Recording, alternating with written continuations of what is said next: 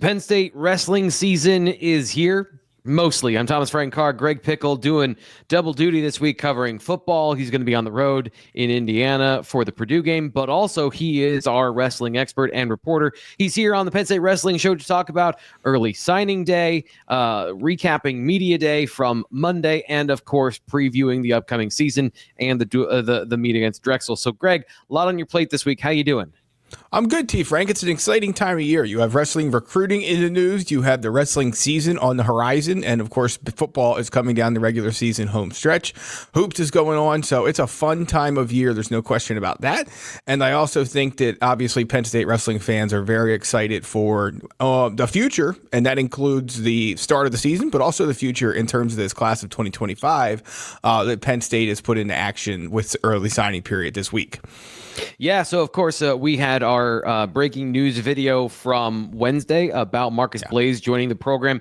Not a surprise, but it was a bit of a surprise, as we talked about in the video, where he was very quiet in his recruiting. So if you want more information on that, a more in-depth conversation, you can check that out. But one thing we didn't talk about then was, of course, PJ Duke, the other top wrestler, in the class of 2025. So just the early signing period, I just want to get your thoughts on that, recap the wrestlers that Penn State has added to its future, and give it a go. Let's start with Duke, and then you can fill us in on the other relevant players that joined the program. Yeah, outstanding recruiting class yet again for Penn State. I'm sure it'll be ranked number one when the rankings of the class of 2025 come out. But PJ Duke, three-time New York State champ, has won pretty much everywhere. He has wrestled freestyle and folk style at the prep level. One of many accomplished guys in this class. Longtime Penn State commit who put pen to paper during the early signing period up in New York on Wednesday ahead of the start of, obviously, his high school season. He was a teammate of Zach Ryder's, the Nittany Lion freshman who did not wrestle his senior year, trained at M2 and in the State College area. But PJ Duke's legitimate, man. He's unbelievable. He just won the Bill Farrell tournament at 70 kilograms, which is a senior level tournament. And this kid's, I think, 17. If he's not 17, he's 16, 18 rather. So, he projects in the middle to upper weights and probably the upper weights for Penn State at the next level. Still has one high school season to go. But he's been a Penn State commit for a very, very long time. And, depending on where you look, Duke is, I think, Matt Scout's number one class of 2025 recruit. I think he is number 2 or 3 on Flow. Penn State also signed, depending on where you're looking again, a top 3 number 1 guy in Marcus Blaze, who we talked about earlier, Perrysburg, Ohio recruit who picked Penn State over Ohio State and Purdue on Wednesday and signed with Nittany Lion. So it's a very good group Penn State brought in here. It's not just those 2 guys. Those are the cream of the crop, so to speak, the top 2 guys. But, again, using Matt Scout rankings, you have New Jersey's William Henkel, who's at number 16. State College's Asher Cunningham, of course, the son of Casey Cunningham. He's at number 18. Wyoming Seminary's Nate Desmond, lightweight guy in this class, in all likelihood, is number 42. And Central Mountain middleweight Dalton Perry is at number 47. So filled plenty of needs here, T. Frank. The rich get richer. That's kind of the simplest way to always describe this Penn State wrestling recruiting process. And this year was certainly no different than ones before it. For sure. Any last thoughts before we move on to the media day and kind of preview the season? Because this was a long time coming. You mentioned PJ Duke with been committed for a while, officially making it pen to paper. Are there other things that you find interesting in maybe some of those other names beyond just the locality or maybe the relation to the staff? Yeah, I think it's just, again, another example of we don't get in any sport really too many short, surprise or signing day announcements anymore, right? Like all these other guys have been committed to Penn State for quite some time, aside from Marcus Blaze, who, of course, like we said, committed to the Nittany Lions just this past Wednesday, November 13th. So, it's wrestling recruiting. A lot of guys take their visits early, make a decision. There were some guys elsewhere that went back on the market this week. I don't think Penn State is necessarily a player for any of them, but by and large, there's not usually a lot of drama with wrestling recruiting. You don't know as much about it in most cases because a majority of the guys just don't put a lot out there. But another good signing class for Penn State. Again, fill plenty of needs. You have state champs and international guys that have had success at that level. Or guys that have had success at the international level, rather. So it's a great group. And again, it's one that Cale Sanderson, Cody Sanderson, Casey Cunningham, and now Nick Lee have certainly worked a long time to secure, and they now have been able to do that. So let's get into Media Day, and you talked to Cale Sanderson, a couple of wrestlers on Monday, I believe it was. So what did you learn, and where do you want to start with that? Yeah, so a good event up at at Rec Hall, rather.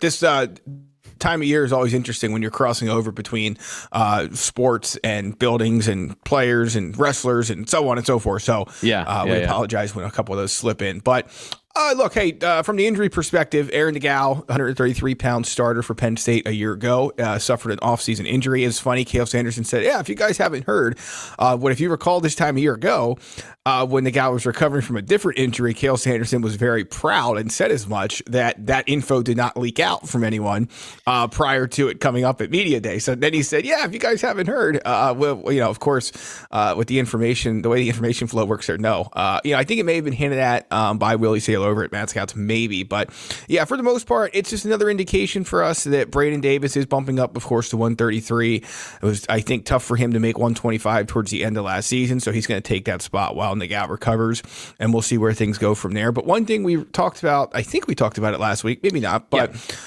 heavyweight Greg Kirkfleet is no longer wrestling in the NWCA All-Star Classic, and we wondered if that was due to an injury or something else. Cale Sanderson was like, look, he's fine. He's going to wrestle Sunday against Drexel.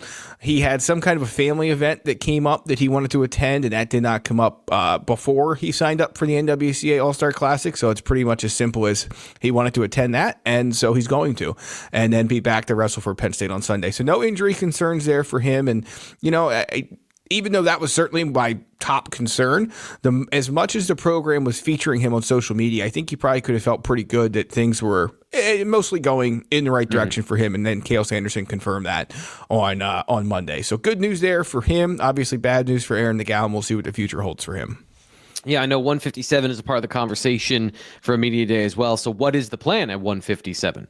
Yeah, I think it'll be interesting because I think it's important to note that you don't want to read too much into who starts for Penn State at 157 pounds on Sunday against Drexel. Why is that the case? Because Cale Sanderson said, of the 5 guys competing in Saturday's NWCA All-Star Classic, it's more likely than not that none of them compete or are in the Nittany Lions lineup on Sunday. He did say that, he left the door open that maybe 1 or 2 of them could wrestle, but I would say the bulk of them, so at least 3 of the 5, if not 4 of the 5, or all 5, are not in the lineup. Why do I bring that up? Because Tyler Kasek is, of course, wrestling at the NWCA All-Star Classic at 157 pounds. He has Ty Waters of West Virginia in the match there at Rec Hall. So, Alex Facundo probably coming back from the redshirt year, dropping from 65 to 57, probably gets that call on Saturday, on Sunday, I would assume. So don't read into it that just because he started that dual meet means he's the guy, because even though he could be the guy, the fact that we know that his main competitor is wrestling Saturday and then that's unlikely to wrestle Sunday, makes that decision pretty easy. But I would expect this T-Frank to play out over the course of November and probably much of December too. I don't know, where, Cale Sanderson and his staff have had no qualms about waiting until January and the Big Ten season to make decisions on starting lineup spots. So we'll see how it plays out. At this point, you would, on one hand, probably want to read into Kasek being at the NWCA All-Star Classic as an indicator that he leads. I don't know if that's necessarily the case. I think it's close, and I think it's going to be a great battle to watch play out over the first handful of matches here in the 2024-2025 season. So you said this on a previous show, but not on the wrestling podcast. I find this funny. Carter Starachi going to 184. Why now? And what was the decision-making process behind 184? Yeah, it was funny. He said, and you can certainly get this sense from him, but he said he's a pretty stubborn guy, and that the coaches came to him last year about bumping up from 174 to 184. And he said a lot of times when people tell him what to do, he has a tendency to want to go the opposite direction. So even as coaches, isn't that like, right. I think we always think like you listen to your coaches, and sometimes it doesn't actually happen. Yeah, so this is me talking. This is not what Carter Starachi said or Cale Sanderson said, but I can see from a competitor's mindset, then certainly Carter Starachi is one of the most, if not the most competitive guys in college wrestling, but I can see it where they came to him and said, hey man, this might be a tough cut for you. We're not sure you can do it or want to do it. And him being like, well, yeah, I can. Of course I can. Why couldn't I? And so I'm not saying that's how the conversation played out, but if it is how it played out, that wouldn't surprise me at all. But he was very I'm going to do about, this. I'm going to win, and it's going to be even harder, which proves how great I am. I get that. Exactly. I totally get that mentality. I love that. Right. Yeah. So, but he said he's tired, as anyone that has wrestled as much as he has would be, staying up till 3 a.m. to cut weight, and you got to make weight twice on the double dual weekends if you're competing in both matches when Penn State wrestles on a Friday and a Sunday. So obviously a lot goes into that decision, but he said 184 feels like a natural weight for him. It doesn't sound like he's going to have to be doing much, if any, cutting. I'm sure, the Christmas, when you come back from Christmas, everyone usually has the Christmas holiday break. Everyone usually has some pounds to cut, but including us, we just don't have to weigh in. But at any rate, right. But yeah, so it just seems like it was a perfect fit for him. It's unfortunate for Josh Barr, who we're going to talk about in a second, because I think he was primed to take that spot in the Penn State lineup. Now he has to compete for a different one. But for Penn State and for Carter Sirachi, I think it's certainly made all the sense in the world to make this happen for his fifth and final college season. Now, you mentioned earlier that a lot of these spots will be up for grabs and they're going to be battling through the non-conference season. Are there any other situations that you didn't mention that you want to bring up here in terms of other battles that kind of bring to your attention that we're going to see play out on the mat, or, that are playing out behind the scenes? Yeah, I'll go in weight order here. So I still think there's no reason for me to think that Luke Lillidahl, the standout freshman, is not Penn State starter at 125 pounds. They only have 2 listed on the roster, though. I looked at that the other day and thought, you don't see that too often. But Luke Lillidahl is one, and Kurt McHenry, who transferred in from Michigan last offseason, is the other one. And Cale Sanderson gave him plenty of praise during his Media Day news conference. Again, I think it's Lillidahl's job to lose, but, could you see Kurt McHenry get a match here or there during the non-conference portion of the schedule? Yeah, I think so. So something to watch there. But to me, when it comes time to put all the cards on the table, Luke Lillidahl will be Penn State starter at 125 pounds. At 157, we talked about that with Kasek and Facundo. Certainly the battle will continue there. 197 is the other spot where there's some flux, and this, unlike 125, is a bit murkier than expected. Or not murkier than expected, but it's murkier as expected, rather, between Lucas Cochran, Josh Barr, who I mentioned a second ago, bumping up to try and get in this lineup in his second season at Penn State, moving up to 197.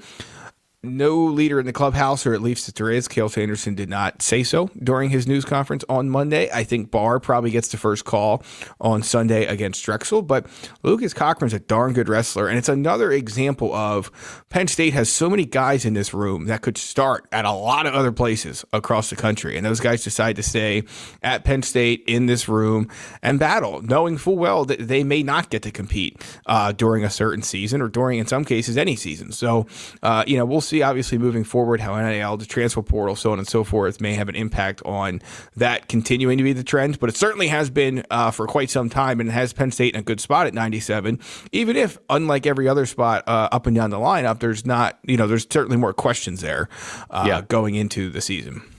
Last thing here we have on the show, and of course, if you enjoy wrestling conversation, you enjoy previewing, and then we'll be recapping the season. We'll also have Cale Sanderson's press conferences here on the Blue White Illustrated YouTube channel all season long, so please subscribe here to the YouTube channel. Last thing, any other interesting nuggets that came away from Media Day?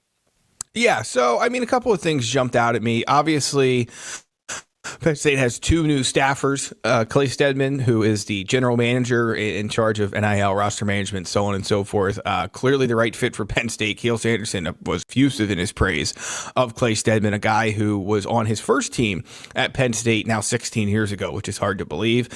Nick Lee is now on the coaching staff, of course. Penn State, great. International success has followed him after his days at Penn State. And, Bo Bartlett and some of the other guys were just talking about how it's nice to have him on the staff. He wrestled with them before in the room, certainly different now as a coach, but it's all about preparation, training, so on and so forth. And Nick Lee is a guy certainly who can get on the map and wrestle with you. Bo Bartlett's kind of saying that it's interesting to work with him as a coach now, because he still has that competitive mindset of having just done it, whereas the other guys on the staff, of course, legendary wrestlers and careers, but have not been in a competitive setting in quite some time. Nick Lee, of course, has been, so that's an interesting dynamic there. But yeah, those were the things that jumped out to me, T. Frank. I guess we can wrap things up with the NWCA. Just a look ahead to the weekend. Yeah. It's a somewhat, and I guess the one other thing I'll note too is, because I should have brought it up in the 197-pound conversation, But Connor Mirasola, Cole Mirasola, the two upper weight, 4-time and 3-time state champs from Wisconsin, freshmen. They are shoo-ins to redshirt, Cale Sanderson said, which has kind of long been the expectation. Some thought Connor might have say in that 197-pound battle. Doesn't sound like that's going to be the case. So other than that, Penn State is off and running in the end of the preseason here and about to run into the regular season. Yeah, so anything from this weekend that you want to preview in terms of the Classic or Drexel or any of those things to get out the door?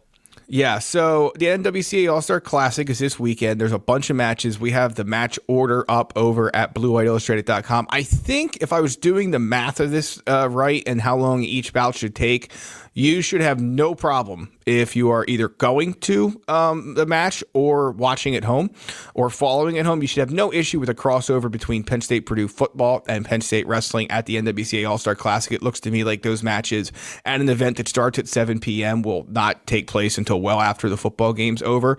We will have updates on the Wrestling Room forum and in the Lions Den forum at bluewhiteillustrated.com. I'm going to try and keep on top of it, but it's going to be an interesting juggle, to say the least. Yeah. But we'll see what we can do there. The 5 guys competing, Bo Bartlett, of course, in a NCAA championship rematch with Ohio State's Jesse Mendez at 141 pounds. Shane Van Ness, coming off last year's injury, 2023 All-American, is against West Virginia's Ty Waters at 149. I'm sorry, I screwed that up earlier. Van Ness Waters is 149. Kasak is against Ohio's Peyton Keller at 157. Levi Haynes debuting at his new weight at 174 against Cade DeVoe. And at 184, the final bout of the night, Carter Starachi versus Parker Kakaisen of Northern Iowa, the defending 184-pound NCAA champ, who obviously wants to prove that, Carter's moving up in weight, but 184 is still his weight class. And Carter wants to prove, of course, that 184 is his new weight class, and he is the man in charge of it. So that should be a great match. Awesome night of wrestling. There are still some tickets available. It didn't look like a lot when I looked on Ticketmaster earlier, but there are still some available. Flow is streaming it. You got to subscribe to them. But we'll have coverage of that and then coverage of Drexel on Sunday, too. I'm not sure how that's going to work. I think I land back in Baltimore around maybe 20 minutes before the match starts, and then have to drive back up here. So just don't watch it while you're driving, man. Right. Just don't watch it while you're driving. I beg you. We will have updates, but if you're following the written content over at bluewhiteillustrated.com, I think the match recap probably going to be slightly delayed, but we'll do what we can. It'll be, like I said, probably a bit of a makeshift lineup for Penn State, who's going to be heavily favored against Drexel regardless, but a good chance to see these guys in action, whoever takes the mat. Both Saturday, of course, we know, and then Sunday, however they decide to do it. And then we'll be back next week with a full recap here at bluewhiteillustrated.com and on the Blue White Illustrated YouTube page. Best of the business, Greg Pickle, doing double duty, triple duty, being everywhere all at the same time. I don't know how he does it, but he does it, and I'm thankful for it. So appreciate you here on the Penn State Wrestling Show. We'll be back next week to recap all that stuff and look ahead. It's here. We're doing it, Greg. And you should be with us. Subscribe here to the YouTube channel so you don't miss any of it.